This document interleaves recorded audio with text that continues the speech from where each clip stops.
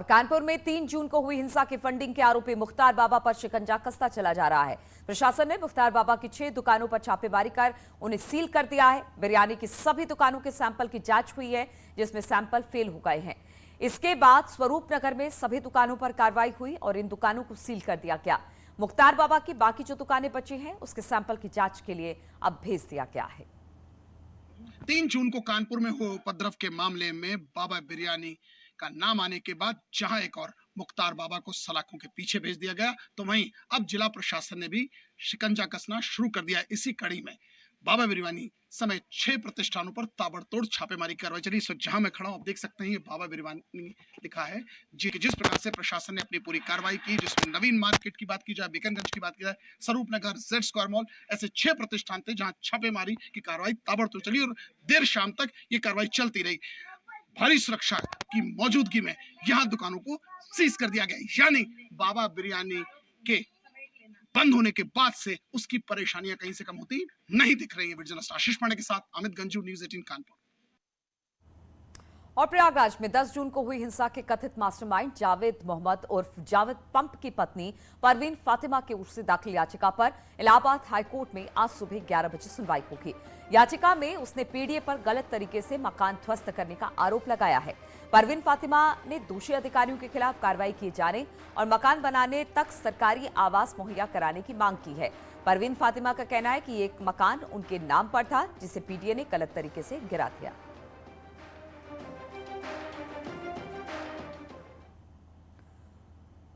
और योगी कैबिनेट की आज अहम बैठक होने वाली है। इस बैठक में कई अहम प्रस्ताव पर मंजूरी मिलने की संभावना जताई जा रही है। लोक भवन में सुबह 10:30 बजे इस बैठक को रखा गया है। तो आज बैठक होने वाली है योगी कैबिनेट की। इस बैठक में कई अहम प्रस्ताव हैं जिसको आज मंजूरी मिल सकती है, इसकी संभावना जताई जा रही है। लोक भवन में सुबह 10:30 बजे ये बैठक शुरू होने वाली है। और कैबिनेट बैठक के बाद सीएम योगी सुबह 11:30 बजे मंत्रियों के विभागों के कामकाज की समीक्षा करेंगे। योगी सरकार 2.0 में 100 दिन के कामकाज की समीक्षा करेंगे। 100 दिन के टारगेट पर मंत्री कितने खरे उतरे हैं, इस पर सीएम योगी हर विभागों के अलग अलग काम को देखेंगे। सीएम योगी ये पहले ही हर विभागों को दिन के काम का टारगेट दे रखा है। आज कैबिनेट की बैठक के बाद विभागों की समीक्षा होगी। खबर है कि बुंदेलखंड एक्सप्रेस के उद्घाटन को लेकर भी आज चर्चा हो सकती है।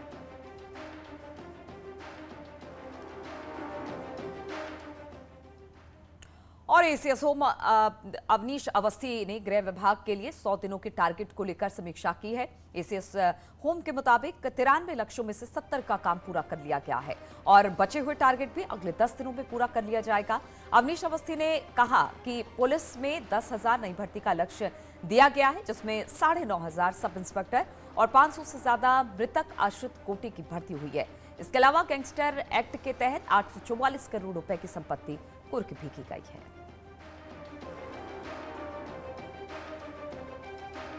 के एसीएस होम अवनीश अवस्थी हैं। सर, आपने क्या टारगेट सेट किया था, क्या एजेंडा, तो कहां पहुंच गए अब? देखिए, माननीय मुख्यमंत्री जी ने कैबिनेट के समक्ष जो हमारे लक्ष्य तय किए थे, उस लक्ष्य में लगभग 93 हमारे पार्ट्स थे जो 100 डेज के थे। तो मुख्यमंत्री जी ने विशेष रूप से गृह विभाग की सबसे पहले समीक्षा की थी और सबसे पहले हमारे विभाग को लक्ष्य दिया था। एक सबसे महत्वपूर्ण लक्ष्य था कि 10,000 से ज़्यादा भर्ती हो।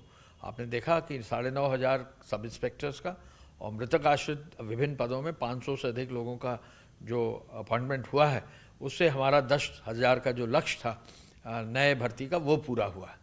इसके अलावा जो मेन हमारा टारगेट था गैंगस्टर एक्ट में कार्रवाई करने का।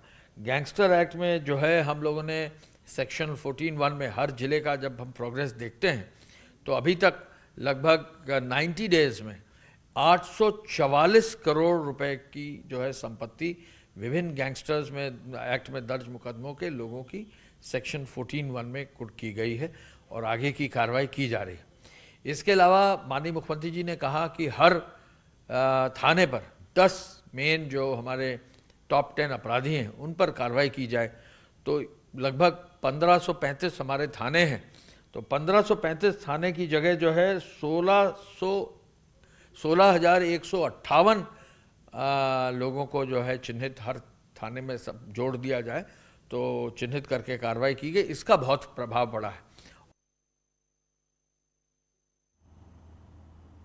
और उत्तर प्रदेश बीजेपी को जल्द ही नया प्रदेश अध्यक्ष मिल सकता है। इसको लेकर लखनऊ में मुख्यमंत्री आवास पर हाई लेवल मीटिंग हुई है। इस मीटिंग में सीएम योगी और धर्मेंद्र प्रधान के अलावा डिप्टी सीएम केशव मौर्य, ब्रजेश पाठक और मौजूदा प्रदेश अध्यक्ष स्वतंत्र देव सिंह मौजूद रहे।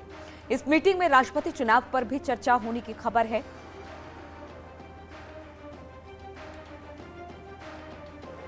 उत्तर प्रदेश में बीजेपी का अगला सेनापति कौन होगा? सीएम आवास पर इसको लेकर मंथन हुआ। नए प्रदेश अध्यक्ष को लेकर बैठक में चर्चा की गई। सीएम के साथ धर्मेंद्र प्रधान भी इस बैठक में मौजूद रहे।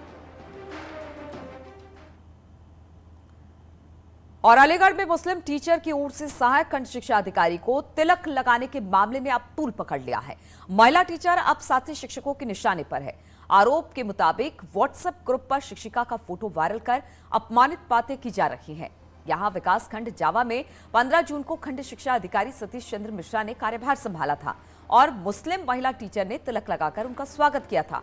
मामला सामने आने के बाद जिला बेसिक शिक्षा अधिकारी ने अब जांच के आदेश दे दिए हैं। और उनका पहला दिन था, तो उसके लिए जैसे हमारे यहाँ परंपरा है हमारे भारत देश में कि स्वागत किया जाता है, उसी के अंतर्गत हमारे साथी थे, सब लोग थे, उनका सर का स्वागत किया।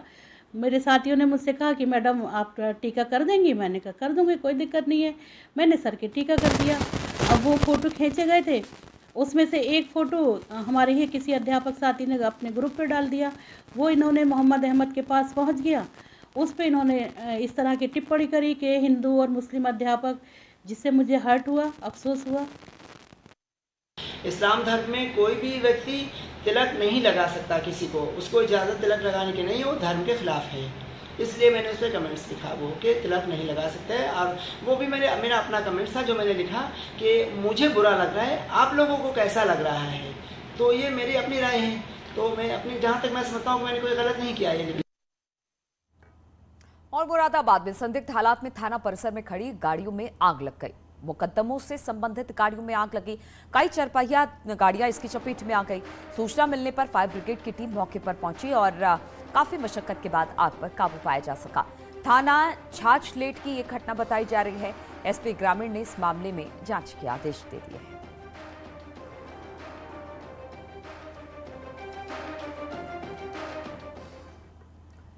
और प्रदेश में अपराधियों में कानून का ऐसा खौफ कि वो थाने में खुद सरेंडर करने के लिए पहुंच रहे हैं। वजह ये बताई जा रही है कि बदमाशों का एनकाउंटर हो रहा है और माफिया गुंडे पर बुलडोजर का लगातार एक्शन हो रहा है।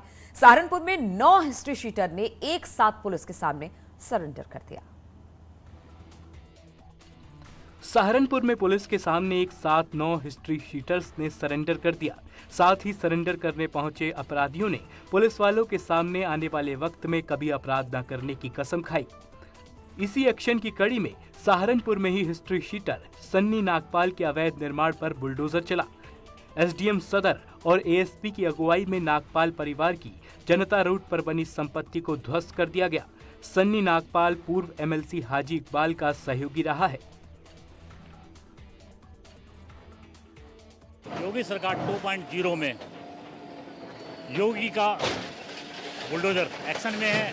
आप देख सकते हैं अभी यहाँ एक खूबसूरत फार्म हाउस टाइप का बना हुआ था जो जनता रोड पर स्थित था। करोड़ों रुपए की प्रॉपर्टी आज एक बड़ा ध्वस्तीकरण सहारनपुर में देखने को मिल रहा है। आप देख सकते हैं किस प्रकार से ये बुलडोजर अवैध निर्माण को किस प्रकार से ध्वस्त कर रहा है।